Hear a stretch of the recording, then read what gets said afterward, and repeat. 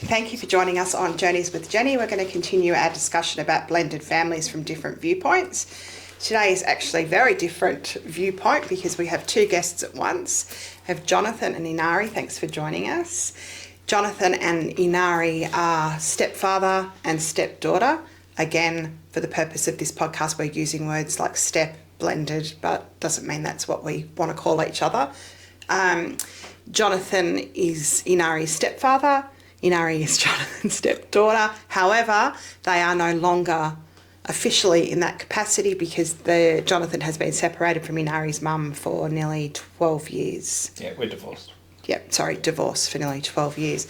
So we're going to talk about what it's like being part of a blended family, what it's like becoming a stepfather, what it's like becoming a stepdaughter, and then how did they make it work when the marriage ended and these two are still best of mates 12 years later, which is pretty amazing.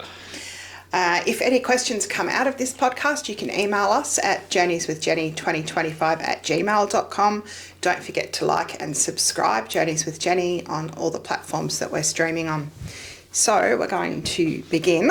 I'll start with you, Jonathon, if I can. You were with Inari's mum and then you got married, and that was your first marriage? Yes. Yep. And how long were you married for? About 18 months. Okay. Then how many siblings, well, how many children were? So Tam, my ex-wife, has 3 children from her first marriage, and then we had another daughter together. Okay, right. So 4 kids all up. Yep. in the household. I know that there's other siblings for you, but that's a different podcast, different episode for today. We haven't got our whiteboard to be able to draw our Need a pretty big whiteboard. Oh yeah. Okay, so tell us a little bit about that, Jonathon. Inari was about 11 when you first met her mum or married her mum. What was that like, being a single man coming into a family that, let's say, ready-made, again for the purpose of the podcast? So I think you were about 8 when I met your mum, which was 2009. And back then I didn't know about my autism or ADHD. And when I started going out with Tam, and we moved in together, for me it felt like jumping in the deep end of a pool with concrete slippers. Wow, good description. Overwhelming. Quite overwhelming, because it's probably the first relationship I'd been in that involved other children. Right. Previously, dated people that didn't have kids. So it was quite a steep learning curve. Yeah. So that's, I guess that's the aspect I'm coming from. Not having had any experience with kids before, it was definitely a big learning experience. Mm-hmm. Yeah. And frightening, I imagine. Yeah, a little bit, yeah. It was frightening for me when I became a stepmother. So 3 kids and not little kids, like you're kind of grown by... Yeah. Well, not grown, but you're older when you're 8 years old. And how old were your siblings, roughly? I was 7, and Kate was... She would have been 10, 11. Yeah. About 10. Yeah, so around the same age as well. Yeah. And when you moved into the household, what was that like for you? Because obviously you were a single man, you lived by yourself, I'm assuming, not with 3 little kids running around. Well, they weren't little, but it was quite an experience. I was trying to think that far back. Can you remember whether you found it hard with disciplining the kids, or did you try to go in as a friend to the kids, or did you want to come in as an authority figure to the kids? Can you remember? It was more a parental figure, but not replacing their father. Yeah. So I didn't want to step on his toes because he had his role still. So the kids would spend time with us and then they'd spend time with their father at the time. So I made sure, yes, there was especially in the teenage years, try to be Good old teenage years. authoritative, but I think I'm sure Inari will go more into that. So we've got some pretty funny stories around the teenage years. But was there a relationship with your father and your mother? Did they stay friends, or was that not a great relationship? They did not stay friends. No, Yeah. they want nothing, or he wants nothing to do with her. Tam's open. She's very friendly. Which is probably why we're still so close. Wanting to stay friends. Yeah. Was that hard coming in to the family home and then Inari's dad and mum weren't friends? So there's obviously going to be some conflict around that and around visitation and seeing each other and things like that. Was that difficult to be a bystander watching that happen, or did you become involved? I provided support to Tam as needed. In the overall scheme, it wasn't too bad. There was no domestic violence or physical domestic violence or anything like that. But it was just a matter of me providing that support to Tam while she was going through the divorce and sorting out the custody arrangement and the finances and stuff. But she did have lawyers and stuff to help out as well. Because when you love someone and you can see somebody going through something and you can see somebody else not being particularly very nice to them throughout that process, because it gets nasty, how did you stop yourself from becoming involved? Like, I'm trying to probably find out what your secret was to staying back and just supporting your wife and keeping out of that part of it so you didn't become involved in it. That's a tricky one. Yeah. And that's one of those questions that people watching want to know, like, how do I stop myself getting so involved and immersed in what's going on between them when it's actually between them, but I love this person and I'm watching this person go through it. It's really hard to step back. Yeah. As I just said, it's more about supporting your loved one than getting involved, especially if you're not there. Like, if you weren't privy to what happened in that previous relationship, then we're going to put this quite bluntly, it's none of your direct business. Yeah. But having that third party, and seeing how that they're being affected, it's providing support to them so they can deal with it. Yeah. It's a really great way to be. Yeah. It's just not always easy. So I wondered if you had the secret of how to do that. But maybe you seem like you've got a pretty chilled out that's demeanour. So that helps. that's just my demeanour. Yeah, that's right. Yeah, that helps, doesn't it? Yeah, and I think having someone to talk to in a professional capacity. Yeah. From your perspective or from both. your... Yeah, okay. Whether it's individual or together. Yeah. That's helped me out quite a lot, which is where a lot of that demeanour comes from. So along with the autism, ADHD, there's anxiety as well, but having had lots and lots of therapy over the years has given me different coping strategies to deal with different situations. Right. And so having... it's perfectly acceptable to reach out for help if you need it, or if your loved one needs it. Yeah. Great, thank you. That's really good advice.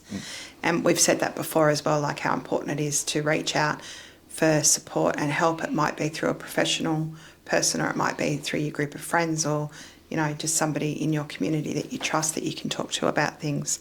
So that's probably a good lesson that you can bring to this episode, is about reaching out for support and trying to stay chilled out, which I like. I like that. I found another very therapeutic thing, we were actually talking about this on the way over, is kicking cardboard boxes, empty boxes. Interesting. Like, if there's a lot of anger involved, it'll use up a lot of energy, and it feels really good. Right, I've not heard that one before. The other one we were discussing is writing all the feelings down on the plate and putting it in a bunch of garbage bags and then throwing it over and over again to really get that anger and energy out. Yeah, okay. I haven't heard that either. Yeah, and these days they have smash rooms. Yes, they Yeah. do have smash Specifically rooms. go there, I think you pay like $50 or whatever, and you go in there half an hour with a baseball bat, and they have stuff from the op shop that they couldn't sell, and you just smash it all up. Yeah, right. That's probably a lot better than ending up in a DV situation. Absolutely. Yeah. Yes, absolutely. Definitely. Okay, so just moving on, then your marriage finished. Yeah. And you then actually had a daughter together, you said, with You had the daughter first. Yeah. Yeah. Yeah. Oh, you had a daughter with your ex-wife. Yeah. Yeah, right. Yeah. So then you had to work out visitation together and contact with your daughter that you Yeah. had together. Yeah. Let's just go over to Inari for a sec, because I'll come back to you, Jonathan, about what happened there, but we need to fill in the gap of Inari meeting you. Yep. Inari, can you remember when your mum brought Jonathan home for the first time or around that time? Yeah, I remember. So we already kind of knew who Jonathan was from mutual friends, and we'd seen him around quite a lot, so he wasn't a complete stranger walking in. Right. But it still felt very, very weird for us. This new man coming into our house and not really changing what's happening, but just being there. It's a very unusual feeling that's very hard to describe, because it's not a feeling of danger, but a lot of uncertainty and very confused about what life is supposed to look like with a new person in it. Yeah. It's, a complete change of the family dynamic. Yeah. Had you lived with your mum, just your mum and your siblings, for a long time? Or was there like a big break between Jonathan coming into the home, so you sort of had to like restructure the way the home ran? Not well? really. It was a little while where it was just my siblings and my mum, but we were still doing 50-50 custody with my dad as well. Yeah. So I still had some resemblance of normal. Yeah. But then, someone new coming in just changed all the normal we had created. Yeah. Did you feel like you were welcoming to him coming in, or what were you like to him coming in? I think I tried the best that I could to be welcoming, but also at that age, Yeah. Yeah, yeah. how do you know what is welcoming or not? Right, and your world is threatened, really. Yeah. It's all new, it's all scary, it's Yeah. all change, and going through my parents' divorce was change. Yeah. So everything was just consistently changing all the time. So Yeah. I was a bit guarded, because I wasn't sure if he's coming in just to go, if that's going to be another change that I have to prepare for. That's really interesting. Yeah. Very, very true. All the changes. And from a little person's perspective, that's huge. Yeah. Yeah. So it would sort of put up a bit more of a guard, I think, because you'd be, as you just said, like thinking, is he going to go? Yeah. So should I really just relax now, or should I stay on guard just in case? Yeah. Yeah. Which would show some resistance for you, wouldn't it? Absolutely. Like, yeah. Yeah. Explains a lot, actually. It probably does. Yeah. It's quite interesting to hear it from that perspective. So once he moved in, and, you know, all living together, did you have respect for him? Did you treat him like you wanted to take direction from him, or was he just your mum's husband? And is it okay to talk about this in front of him? Yeah, we're pretty open with each other about everything. Can I pause you for a second? Yeah. Saying they're pretty open is an understatement, because it's been nearly 12 years since Jonathan's been divorced from Inari's mum. And I said before, like, best of mates. Like, so we want to get to that too. Sorry. No, that's all right. What was the question again? I've forgotten the question myself. Were you okay to take direction from him as a parent? So it was very strange having him come in and try and be a parent without being a parent. Yeah. Because I'm sure you felt like it wasn't your place to discipline us. But then also, in that respect, mum trying to discipline us wasn't always very effective. So you would have to step in sometimes. Yeah. And it was very strange having someone else try and tell me off for doing the wrong thing. Yeah. Having another parental figure go, no, that's not on. You need to do better. Yeah. You need to apologise. You need to do the right thing. It felt wrong. That's the concrete slippers. Yeah. Yeah. It felt really wrong having someone else try and tell me what to do. Did you listen to him or did you resist him? I think it took a bit of time before I started listening, because again, I didn't know if he was going to stick around. I didn't know if he was going to go, and I had to, prepare for that. Yeah. So I didn't want to listen to him. Yeah. Because why would I listen if you're just going to leave? Yeah. I think you listen to me more than you listen to your mum. At this point, yeah. So you were in the house for around 18 months? We were married for 18 months. We lived together probably a year before we got married. Okay. Yeah. All right. Then when the marriage ended, how did you two navigate that and stay friends through that? So luckily enough, their divorce was pretty easy. Amicable. Yeah. Yeah. It wasn't terrible, it wasn't nasty, and they That's a lot really easier. managed to communicate for the benefit of my little sister. And it just worked out in my favour that they communicated so well, and then through the teenage years, I've got to apologise because I was hell. I was really, really hard to deal with. Yeah. There's a thing called karma. Yeah, yeah. Believe me, I'm learning it. Yeah. Yeah. That's nice though that she's apologised to you.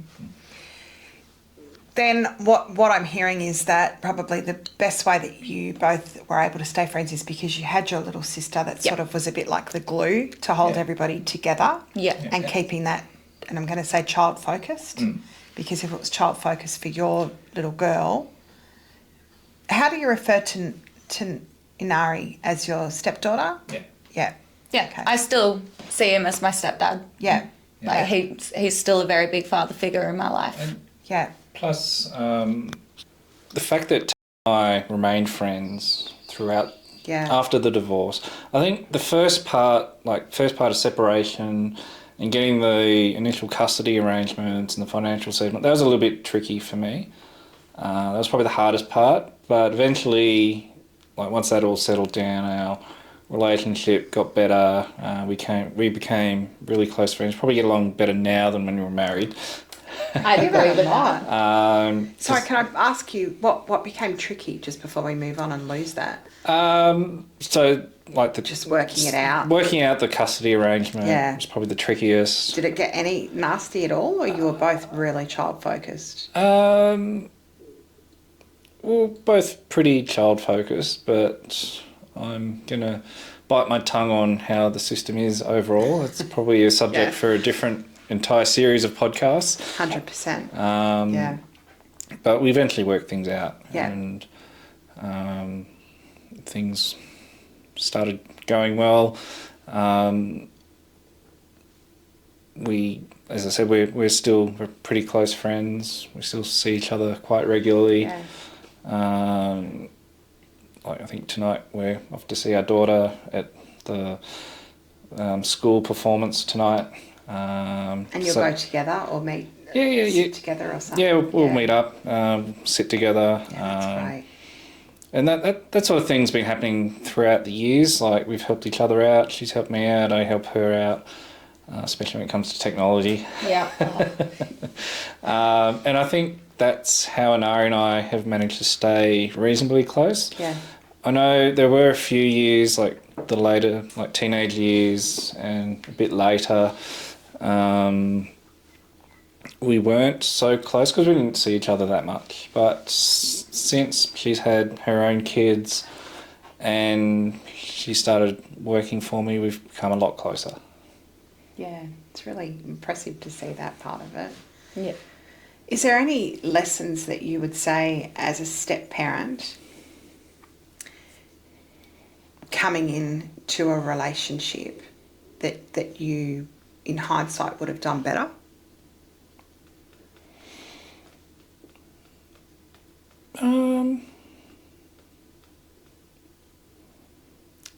Probably not specific to parentship, but more around my own psychology. So knowing my, I'm trying to think of the word, sensory sensitivities, stuff like that. I think the biggest thing I learnt was don't try to be a replacement parent. Because you're not a replacement No. parent. And I've said this on previous episodes. You're hopefully a trusted person in the child's world. It's a very complex situation. So, yes, don't be the replacement parent, but you've still got to have that level of, for want of a better term, authority yeah. in the household, given the roles. Yeah. So supporting your partner in decisions that they make on raising their child. And then things get more complex when you and your current partner have another child, and then you've got to balance treating them differently versus the same, if you know what I'm saying. Yes, exactly. Yes, that's a good topic to bring up. Do you think that we've said this before, when you come into a relationship without any children, like I came into my relationship without any children, but I knew I was going to be the best parent in the world. I knew exactly how to parent.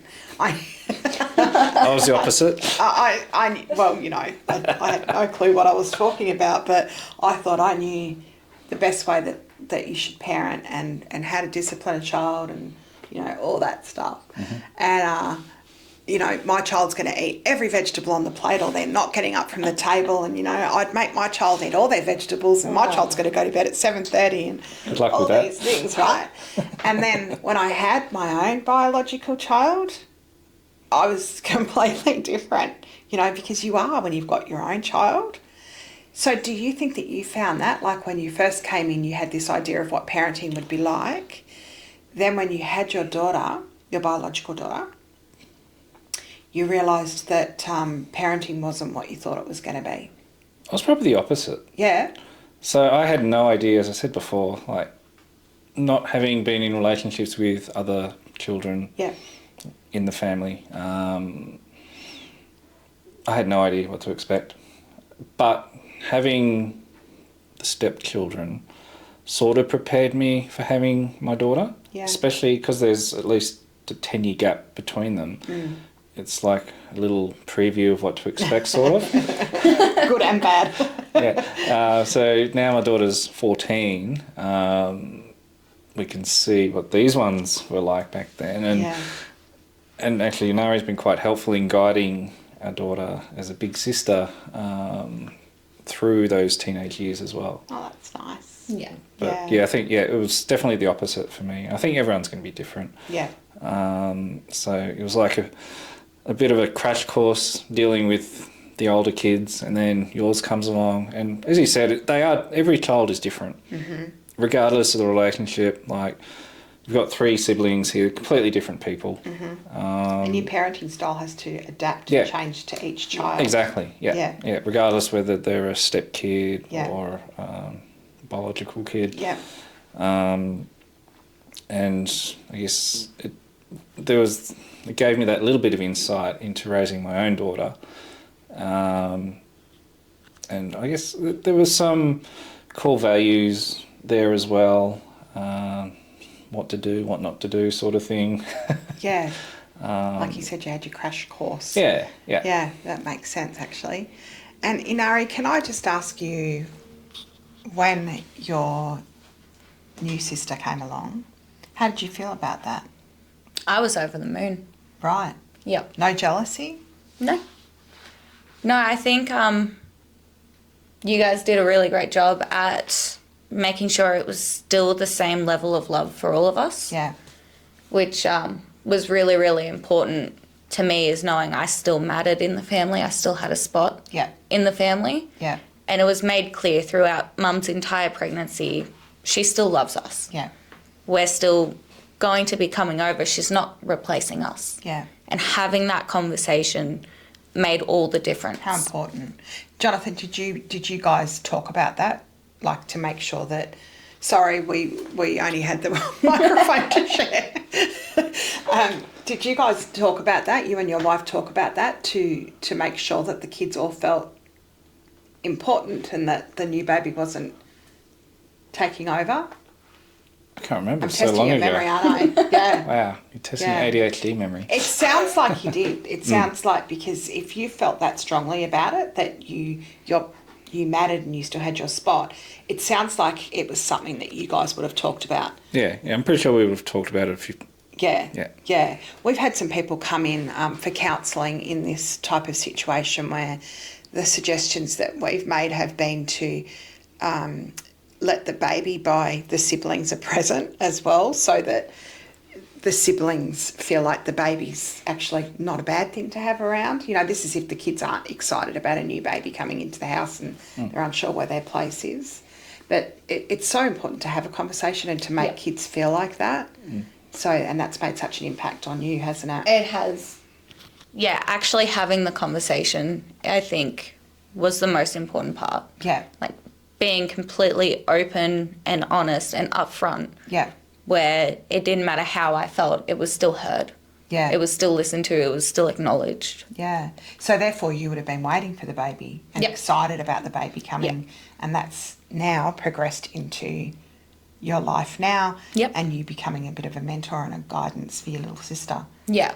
So it does have positive benefits if you can do that, doesn't it? Absolutely. Yeah. Conversation is the way to go. Yeah.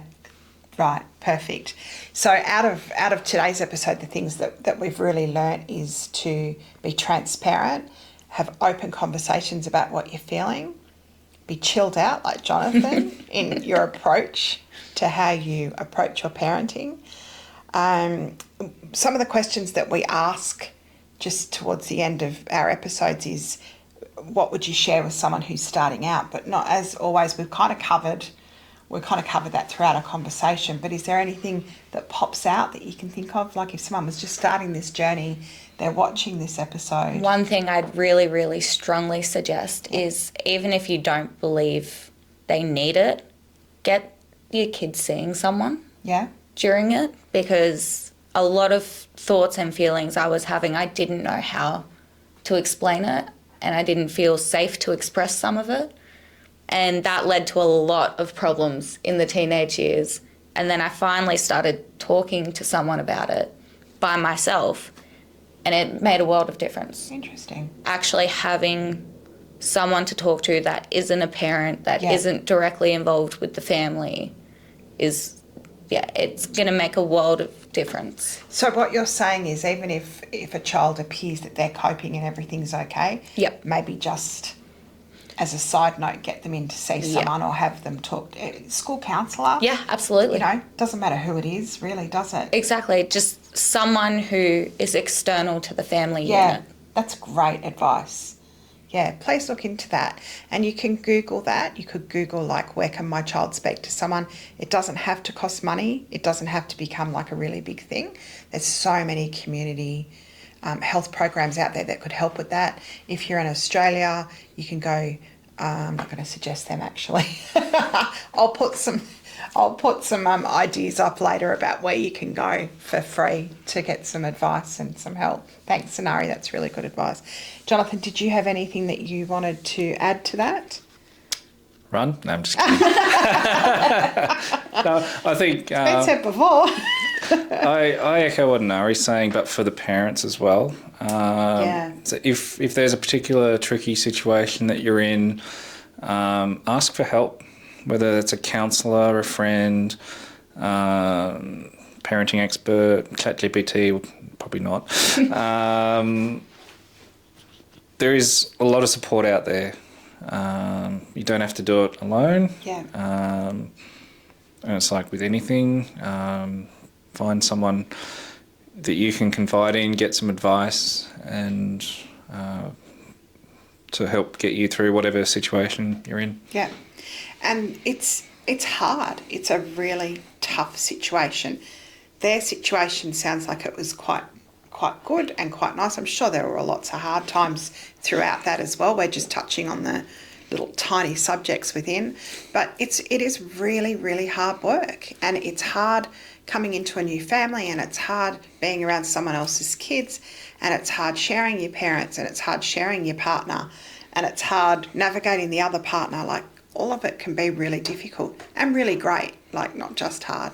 But what Jonathan's just saying is that there's no shame in reaching out to say, I actually need someone to help me manage this. It's difficult. So if any questions have come out of today's episode, you can email me at journeyswithjenny2025@gmail.com. I'll pass them on, and we might have them back on to answer those questions, or I can answer them for them. Please don't forget to like and subscribe. And thank you for coming on and talking about your personal journey. Thank you. Thank you for having us. Thank you. And see you next time on Journeys with Jenni. Thank you.